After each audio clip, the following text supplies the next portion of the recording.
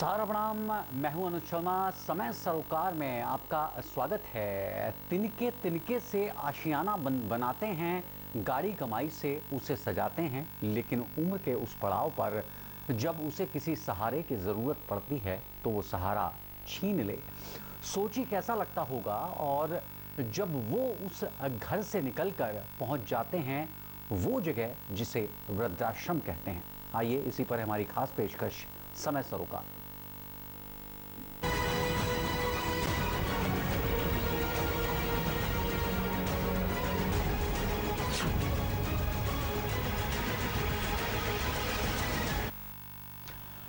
आगरा में 300 बुजुर्गों ने बसाया प्यार का नया संसार और अब नहीं लौटना चाहते हैं घर। जिन बुजुर्गों को अपनों ने घर से निकाल दिया उन्हें अब रामलाल वृद्धाश्रम में प्यार का संसार उन्होंने बसा लिया है। अब ये बुजुर्ग उस घर में वापस नहीं जाना चाहते जहां से इन्हें तिरस्कार मिला। दर्द की दीवार गिराकर आगरा के रामलाल वृद्धाश्रम के 300 बुजुर्गों ने प्यार का नया संसार यहाँ बसा लिया है। इन बुजुर्गों में कई ऐसे हैं जो अब घर वापस नहीं जाना चाहते हैं। उनका कहना है कि आश्रम में उनका सच्चा और अच्छा परिवार बन चुका है। अब आश्रम ही उनका घर है। यहीं पर उनके जीवन की शाम कटेगी।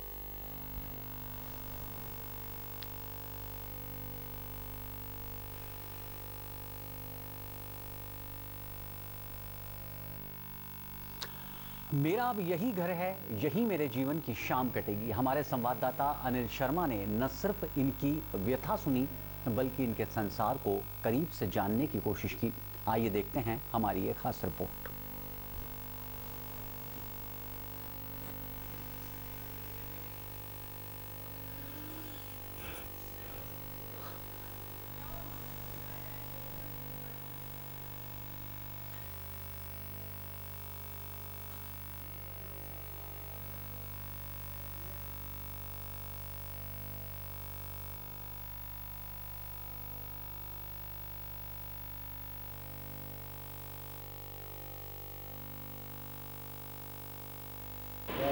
घर का चिराग पाने के लिए हर गुरुद्वारे, हर मंदिर और हर मस्जिद में मत्था टेका और यही मन्नत मांगी कि घर का एक चिराग हो। लेकिन घर का चिराग ही अगर अपनों से बिछड़ जाए तो उसका गम क्या होता है। आज हम पहुंचे हैं आगरा के वृद्धाश्रम में, जहां उन चिरागों ने अपने वृद्ध माँ बाप को बेसहारा छोड़ दिया है। उनका दर्द क्या है उनसे जानने की कोशिश करते हैं। दूर दराज से लोग आए हैं। ये वृद्धाश्रम आज अपनों का सहारा बना है। जिस तरीके से अपने घर से ठुकराए हुए माँ बाप आज इस आश्रम में आकर रह रहे हैं, क्या दर्द है उनका। सर, आप कहाँ से आए हैं? आप मुरादाबाद से आए हैं साहब। कितने साल हो गए आप? 8 साल हो गए मेरे को। 8 साल हो गए। हाँ जी। आप यहाँ तक कैसे पहुँचे? जब लड़के के चक्कर में आया परेशान, लड़के की बहू परेशान करती है, इसी चक्कर में आया। अच्छा, गुस्से में आ गया। कैसे परेशान करते थे आपको? एक बच्चा अपने मन्नत मांगी होगी हाँ बेटे के लिए। हाँ। उसने आप ठुकरा दिया, कैसा लगा? आप आजकल की बहुएँ वैसी आ रही है, क्या करा जाए। जहाँ से बहू का घर बगाड़ो, लड़के का घर बगाड़ो, जहाँ से इस चक्कर में घर बगाड़ना ना चाहता नहीं। तो मैं आज अपने नाम में सब कुछ जायदाद में तो इसी चक्कर में मैंने क्या छोड़ो, अब जा बढ़ाते हैं। मैं 2-4 साल जो कटने हैं वो कट जाएंगे। कभी हालचाल लेने आया बच्चा? बच्चा नहीं आया। लड़कियाँ के हाँ मैं ही पहुँच जाता हूँ 2-1 दिन के लिए, वो नहीं आते। बच्चे कभी नहीं आए? कभी नहीं। आज आश्रम में जो परिवार है, कैसे लगता है इनके बीच? बहुत बढ़िया लगे। हाँ, यही परिवार है। हाँ, यही आप सबको समझ सादा यही है जो कुछ परिवार में किया, यही सबको। क्या कभी सोचा था कि आपके घर का चिराग जिसके लिए मन्नत मांगी आपने, वही घर से बेघर कर देगा? ऐसे कभी जिंदगी में नहीं सोचा। हाँ। अच्छा, क्या कहेंगे ऐसे बच्चों के लिए आप? हाँ, तो क्या कहना, वो जैसे हम हैं, कभी उसका भी टाइम आएगा, वो भी कभी आए। हाँ, उसका भी दर्द सहेगा। हाँ, क्योंकि वो भी एक पिता है। हाँ। ऐसे बच्चे के लिए क्या कहेंगे? और भी बच्चे हैं। क्या ये टीस, ये दर्द आप महसूस कर सकते हैं? इसको आप लोगों को बताएं कि किस आपने जो मन्नत मांगी थी वो आज आपकी बेसहारा हो गई। क्या कहेंगे आप? अब क्या कहना है, अब तो बस को जाओ, लड़के को कहें, बहू को कहें, सब दोनों के लंग से अपने बगिया उजड़ेगी। तो इसे कहने बेकार है, क्या फायदा, 2 रोटी कैन की हैं, बैठ के खा रहे हैं, लड़ाई झगड़े से तो सही है। बिल्कुल, गुरुद्वारे में मत्था टेक कर मन्नत मांगी, घर का चिराग हुआ, लेकिन उस चिराग ने आज इस बेसहारा को आज वृद्धाश्रम तक पहुंचा दिया। आप देख सकते हैं और भी हमारे साथ मौजूद हैं। सर, आपने भी मंदिर में जाके बच्चों के लिए दुआ मांगी होगी, आज कैसा महसूस करें? उन बच्चों ने आपको निकाल दिया, बेसहारा कर दिया। नहीं, बच्चे हमें रखना नहीं चाहते हैं। उसकी औरत खराब है, वो नहीं रखना चाहती है। क्यों नहीं रखना चाहते? आप पिता हैं। नहीं, हमने करनी नहीं है, करनी उसी ने। वो समय पर खाना नहीं देती है, टाइम बे टाइम, और बोल चाल में उल्टी सीधी बोलती है, इसलिए हमें वो रखना नहीं चाहती है। बच्चों को आपने पढ़ा लिखा के इस लायक बनाया। आपको एक समय था कि आप वृद्ध अवस्था में आपको एक सहारा बनेंगे बच्चे, क्या लगता है? क्या नहीं नहीं बने? आज इस आश्रम में पहुँचे, कैसा लगता है? हाँ, ठीक है। ये परिवार है आपका? हाँ, है यही है। जिन बच्चों ने आपको बेसहारा कर दिया, उनके लिए क्या कहेंगे आप? बच्चे नहीं, साथ रखना ही नहीं चाहते हैं, साथ रखना ही नहीं चाहते।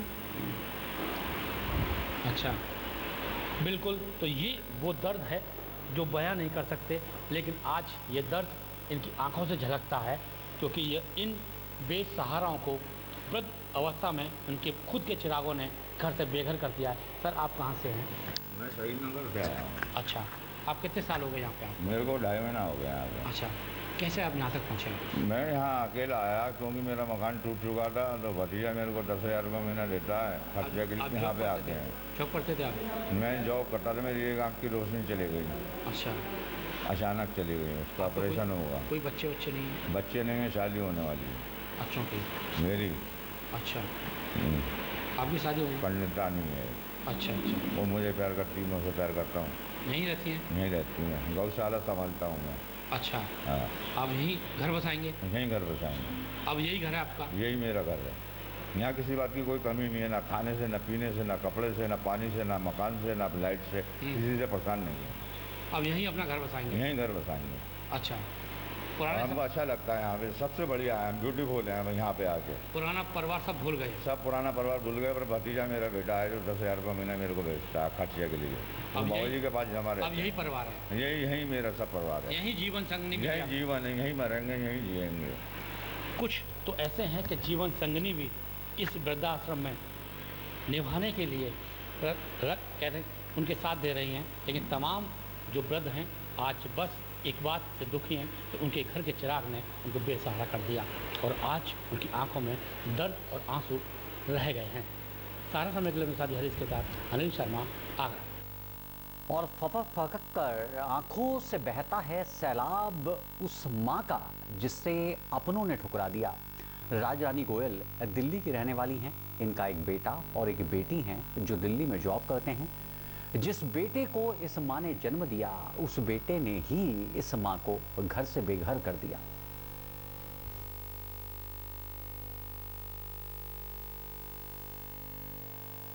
वो ख़त्म हो गए, उनके बाद फिर खाने की वही दिक्कत होने लगी।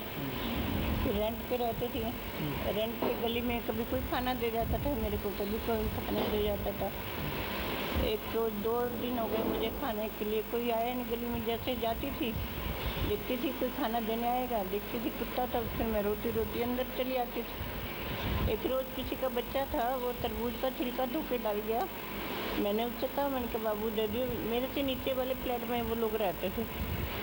फिर वो बच्चा तरबूज का छिलका धो के डाल के गया, फिर मैं उसको उठा के लाई, फिर मैंने धो के वो खाया। फिर रात को उसी लड़की का फ़ोन आया, वो खाना रोज़ दे जाती थी मेरे को, कहने लगी अम्मा खाना खाया? मैंने कहा नहीं खा लिया बेटा। वो कहने लगी नहीं माता जी आपकी आवाज़ से मुझे नहीं लग रहा खाना खा। मैंने कहा नहीं बेटा मैंने खाना खा लिया, 2 दिन से नहीं खाया था। फिर अगले दिन सुबह सुबह वो आ गई, कहने लगी चलो आपको मैं ऐसी जगह छोड़ दूँगी आपको कोई दिक्कत नहीं होगी। तब 9 साल से मैं बेटा यहाँ पे। 9 साल हो गए। हाँ बेटा। बेटा वगैरह कहाँ है आपके? मेरी एक बेटी है बेटा, अच्छा। वो पानीपत में है। अच्छा, अभी आती है मिलने के लिए? हाँ, अभी मेरे को अटैक पड़ गया था 30 जून को, तो 12 जून को मेरी बेटी आई थी, दामाद भी आए थे। उन्होंने बोला चलो मम्मी, उनकी जॉइंट फैमिली है बेटा, तो अब निकले तो प्रांकल निकले तो 10 साल मैं कब तक बोझ बनूंगी बेटा। उसके भी छोटे छोटे बच्चे हैं बेटा। बेटा भी तो है आपके पास? बेटा तो अब आया ना, इतने दिन से नहीं आया था। इतने दिन से आता तो मेरे को दिक्कत नहीं थी, अब आए, अब कोई दिक्कत नहीं है। ये आपका बेटा क्या करता है? कुछ मेरा कोई नहीं है बेटा। बहू बेटा तो है? जो कोई नहीं है मेरा, मैं कह रही, मैं तो जो कुछ है। यही चीज़ है अपनों की? नहीं बेटा बहू ने आपको इस तरीके से? नहीं, मेरा कोई नहीं। ये चीज़ आपकी दर्द बयां कर रहा है कि उस बेटे को आपने जन्म दिया, आज उस बेटे ने ये बहुत, क्या कहेंगे उस बेटे के लिए? नहीं, मेरे बेटा कुछ नहीं है मेरे पास, बड़ी कोई मन्नत, शब्द नहीं है बड़ी बेटा। मन्नत मांगी उस बेटे के लिए। लोग बेटे के लिए मन्नत मांगते हैं, और बेटे ने आज आपको इस तरीके से, क्या कहेंगे उस बच्चे के लिए? नहीं, तो मैं कुछ भी नहीं कहना चाहूँगी। माँ कभी बच्चे को दुख नहीं देती, लेकिन एक बेटे ने माँ को जो दर्द दिया उसके लिए, और माँ के लिए क्या कहेंगे? बेटा नहीं, मेरे पास कोई शब्द नहीं है बोलने के लिए। मैं हार गई हूँ, अपनी टूट गई हूँ, मैं अपनी जिंदगी से बिल्कुल हार गई। मैं यही चाहती हूँ भगवान रात के बजाय अभी मेरे को मौत दे दे तो अच्छा। मैं बिल्कुल टूट चुकी हूँ बेटा, अब मेरे को जीने का कोई वो नहीं है, ना मैं जीना चाहती हूँ आगे बेटा। अगर बेटा नहीं होता तो शायद ज़िंदगी आपकी और अच्छी होती। आज बेटे का सबसे बड़ा गम जो आपके अंदर है, वो ऐसे बेटे के लिए आप क्या करेंगे? बताइए पूरा। नहीं बेटा, मैं कुछ नहीं कहूँगी, जहाँ भी जो भी है खुश रहे बस। मेरे को कोई जरूरत नहीं आपने उससे है। शादी भी की होगी, कहाँ से बहू लाई है? कुछ नहीं किया मैंने, मेरा उनका कोई साथी नहीं था, तो मैंने कुछ नहीं किया बेटा किसी को, बस साथ उनका था, वो साथ छोड़ के चले गए। तो मैं अगर वो होते तो आज मेरे को यहाँ नहीं आना पड़ता। आपकी प्रॉपर्टी रही होगी? प्रॉपर्टी नहीं बेटा, रेंट पे रहती थी। सब कब्जा कर लिया उन्होंने? नहीं बेटा, रेंट पे थी। 9 लाख का साबुन वाला है, लक्ष्मी नगर से हूँ मैं। क्या आपके बेटे के बेटा भी है कोई? नहीं, मेरा कोई नहीं है बेटा, मैं कुछ नहीं कहती। मतलब भुला देना चाहती हूँ आप? मेरा ना कोई आगे ना पीछे, बस जो कुछ है मालिक ने रख रखा है, यही है मेरे। जो आज आप वृद्धाश्रम में हैं, क्या लगता है ये परिवार है आपका? ये सारा परिवार ही है बेटा मेरा। इनको देख के, परिवार को देख के मैं सब दुख भूल गई। यहाँ कैसा लगता है आपको? यहाँ बहुत अच्छा लगता है। सिर्फ राजरानी ही नहीं, यहाँ पर सैकड़ों ऐसे माँ बाप हैं जिनको उनके अपनों ने ठुकरा दिया। रामलाल वृद्धाश्रम इसके लिए एक परिवार बन गया। इंदौर के दयाल मंगलानी हो या महाराष्ट्र के रामानंद महेश्वरी, इन सब का दर्द लगभग एक जैसा सा दिखाई देता है।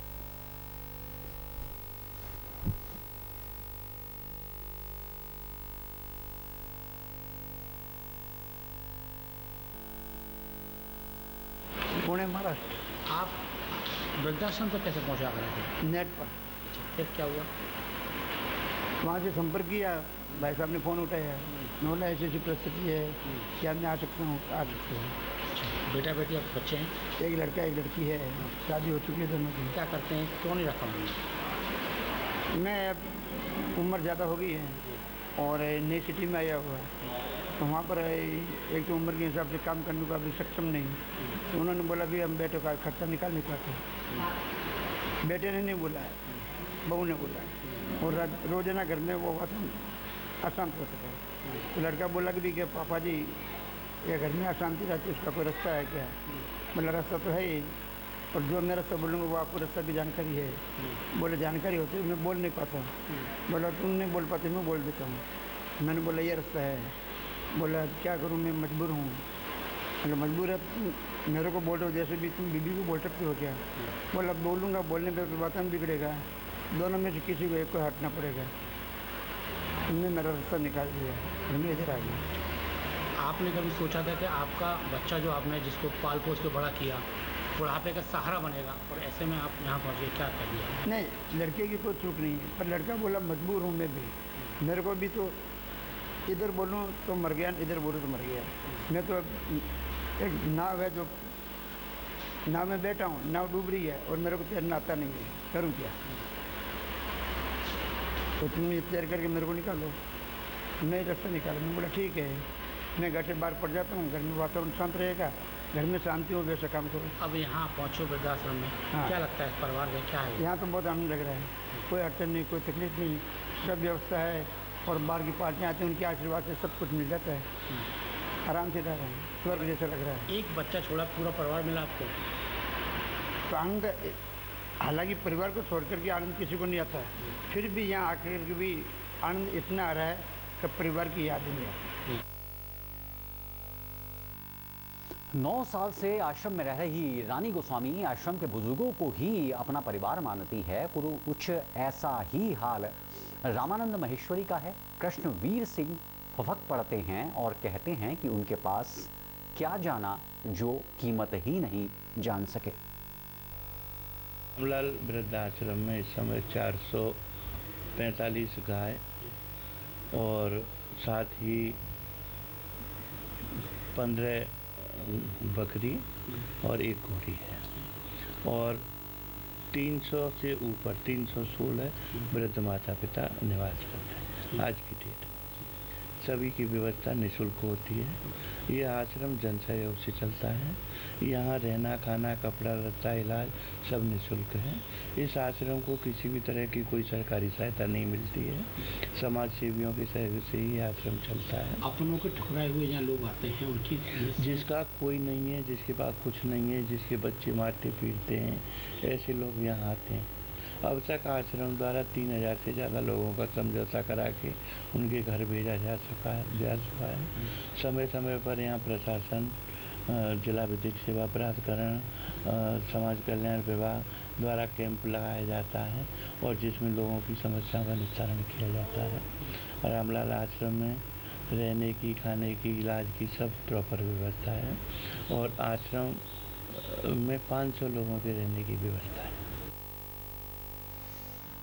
और हमारे साथ जुड़ रहे हैं आगरा से हमारे संवाददाता अनिल शर्मा, जिन्होंने इस पूरी स्टोरी को न सिर्फ कवर किया बल्कि बेहद करीब से यहाँ रहने वाले बुजुर्गों के दर्द को समझा, जाना। एक बेघर माँ बाप की स्थिति क्या होती है ये समझने की कोशिश करते हैं अनिल शर्मा से। अनिल, हमारे धर्मशास्त्र भी कहते हैं कि माता पिता और गुरु देवता, जीवन में सर्वप्रथम स्थान माता पिता का है, उसके बाद गुरु आते हैं, और तीसरे स्थान पर कहीं जाकर के ईश्वर की उपासना आती है। यानी कि माँ बाप से भर के कोई ईश्वर हो ही नहीं सकता। आखिर इन माँ बाप ने, जैसा कि आपने भी उनसे सवाल किया कि आपने अपने बेटे के लिए, अपनी संतान के लिए मंदिरों, मस्जिदों, गुरुद्वारों में माथा टेका होगा, मन्नतें मांगी होंगी, तो आखिर कमी क्या रह गई? कमी क्या रह गई? क्या कमी संस्कारों की थी? क्या माँ बाप के लालन पोषण में कोई कमी थी? ऐसा हो नहीं सकता, क्योंकि माँ बाप अपने कलेजे को काट कर भी अपने संतान को बेहतर से बेहतर जीवन देने का कोशिश करते हैं, प्रयास करते हैं। तो आखिर कमी कहाँ रह गई इन माँ बाप से कि आज इन्हें इनकी मेहनत, इनके लालन पोषण, इनके प्यार, इनके दुलार के बदले में दुत्कार मिली?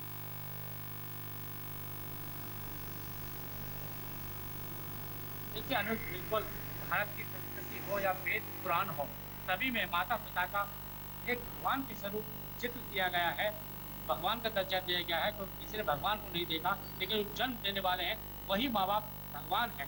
यानी वो भगवान अब धरती पर किस तरीके से व्याकुल है, अपने ही कलेजों पर टुकड़ों से व्याकुल है, अपने ही जन्म देने वाले बच्चों से परेशान है। तो उस भगवान की जब हमने पूरी व्यथा देखी तो वाकई दर्द उनका देखा, तो वाकई ये खबर थी एक बहुत उन लोगों के लिए, उन बच्चों के लिए सीख है जो अपने माँ बाप से घृणा करते हैं। उनको माँ बाप को जो जन्म देने वाले हैं उनको बेघर कर देते हैं, जबकि हर माँ बाप चाहता है उसका बच्चा बड़े ही लाल पाल से बड़ा हो, शिक्षा ले, इस लायक बने कि वो उसका सहारा बने। लेकिन वही सहारा जब बुढ़ापे में आकर उन्हें बेघर कर देता है तो उन माँ बाप पर क्या गुजरी होगी, ये आप शायद हमने इस स्टोरी के माध्यम से बताने की कोशिश की है। लेकिन वो बच्चों को वाकई एक कलयुगी बच्चे हैं जिन्होंने अपने माँ बाप को, जिनकी पूजा करनी चाहिए, उन माँ बाप को उन्होंने घर से बेघर कर दिया, जबकि उन माँ बाप ने उन बच्चों के लिए घर बनाया, उनके लिए एक सपना देखा। लेकिन वही बच्चे आज उन माँ बाप को बाहर निकाल कर ऐसा आराम कर रहे हैं, तो वाकई एक कलयुग है। और इस कलयुग का अगर देखा जाए आज की पीढ़ी अब क्या चाहती है, देखिए जिस तरीके से बच्चों की परवरिश में कोई कमी नहीं है, संस्कृति में कोई कमी नहीं है, लेकिन अब आज के बच्चे क्या चाहते हैं, कुछ बच्चे वहां तक पहुंचते हैं, उनसे जाने की कोशिश करते हैं, माँ बाप को घर से बाहर निकाल देते हैं। हमने खबर तक क्या कहेंगे आप? मेरा तो यही कहना है कि हमारे माँ बाप हमें इतनी शिक्षा देते हैं, हम इतनी बुक्स पढ़ते हैं, उसमें भी हमें ये भूल जाते हैं कि हमें हमारे माँ बाप के प्रति क्या हमारा कर्तव्य बनता है, उनको आगे के प्रति, उनको बुढ़ापे को लेकर हमारा क्या कर्तव्य बनता है, हम ये भूल जाते हैं। क्या कहेंगे आप? और मैं अपने मम्मी पापा और दादा दादी की सेवा करूँगा और ऐसे लोगों के खिलाफ सख्त कार्रवाई ऐसा बिल्कुल नहीं करना। देखा, ये बच्चा जानता है कि ये गलत है, बाकी बहुत गलत है अपने माँ बाप के ठुकरा देना। क्या कहेंगे आप? दादा घर पे होते हैं वो घर की चहल पहल होते हैं, घर की रौनक होते हैं, उन्हीं रौनक को जो बच्चे छोड़ आते हैं, माँ बाप को छोड़ आते हैं वृद्धाश्रम, क्या फ़ायदा है ऐसी पढ़ाई का, ऐसी ऊँचे अफसर बनने का? कोई फ़ायदा नहीं अगर घर के माँ बाप को ही हम घर से बाहर निकाल दें, कोई फ़ायदा नहीं। भगवान नहीं देखे, लेकिन माँ बाप तो देखे हैं, माँ बाप को ही हम भगवान मानते हैं, हमें पढ़ाया जाता है कि भगवान के स्वरूप में हमारे माँ बाप है, उन्हीं माँ बाप को हम अपने घर से निकाल देते हैं, तो क्या फ़ायदा? हमारी जीवन व्यर्थ है, फिर हमारे जीवन बेकार है अगर हम अपने माँ बाप को अपने घर से निकाल देते हैं। देखिए बिल्कुल, बच्चे आज के मानते हैं कि वाकई जो बुजुर्ग होते हैं, खिलौना होते हैं, घर की शोभा होते हैं, उनको घर में रहना चाहिए, उनकी सेवा करनी चाहिए। लेकिन वो कैसे कलयुगी बच्चे हैं जिन्होंने अपने माँ बाप को घर से बेघर कर दिया, बेसहारा छोड़ दिया। इस वृद्धाश्रम में आज वो जिस तरीके से दिल पर पत्थर रखकर अपनी जिंदगी जी रहे हैं। लेकिन सबसे बड़ी बात है कि यहाँ जो जितने भी माँ बाप हैं, जितने भी पीड़ित माँ बाप हैं, वो आज उनके लिए ये वृद्धाश्रम एक परिवार बन गया है, एक नया परिवार बन गया है, एक घर बन गया है। यानी अब उनका मन लगने लगा है, अब उनको अपनों से ही घृणा हो गई है कि अपनों ने जिस तरह के दर्द दिया है, उस दर्द में दोबारा नहीं जाना चाहते हैं। उस दर्द से यहाँ इस वृद्धाश्रम में सही जिंदगी जी रहे हैं। कह सकते हैं कि अपनों ने जब ठुकरा देते हैं तो पराए भी अपने लगने लगते हैं। शायद यही वजह है कि आज दूर दराज से आए, जगह जगह से लोग आए हैं, वो अब परिवार बन गए हैं। कह सकते हैं कि अब ये वृद्धाश्रम इन वृद्धों के लिए एक बड़ा परिवार बन गया है। 350 से ज़्यादा यहाँ पीड़ित माँ बाप रह रहे हैं, तो यानी एक दूसरे की सेवा करते हैं, एक दूसरे से हंस बोलते हैं, एक दूसरे से दुख दर्द बांटते हैं, हर दुख में शामिल होते हैं। यानी ये वो परिवार है जो अब वृद्ध आश्रम के अंदर है। और इस वृद्ध आश्रम में सभी एकजुट होकर एक दूसरे पर जो इनके बच्चे हैं उनसे नफरत कर चुके हैं, उनको भुला चुके हैं। यानी देखिए, जिनको जन्म दिया है, जिनको पाला है, जी बिल्कुल, जिस माँ ने अपने बच्चों को कोख में रखा है, वो माँ अब उससे इतनी पीड़ित हो चुकी है कि उसका नाम लेना नहीं चाहती। जी बिल्कुल, हम एक ऐसा समृद्धशाली इतिहास से संबंध रखते हैं जहाँ पर श्रवण कुमार भगवान राम और कृष्ण के बाल्यकाल का वर्णन होता है। और जब वो बड़े हुए तब उन्होंने उनके माता पिता के प्रति जो उनका फर्ज था उसको कितनी ईमानदारी, कितने श्रद्धा, कितने विश्वास, कितनी आस्था के साथ पूरा किया निश्चित तौर पर। लेकिन आधुनिकता की अंधी दौड़ में हमने अपने संस्कार खो दिए। यहाँ तक कि आधुनिक माँ बाप भी चाहते हैं कि उनका बेटा डॉक्टर बने, इंजीनियर बने, साइंटिस्ट बने, लेकिन संस्कार की ओर शायद ध्यान नहीं दिया गया।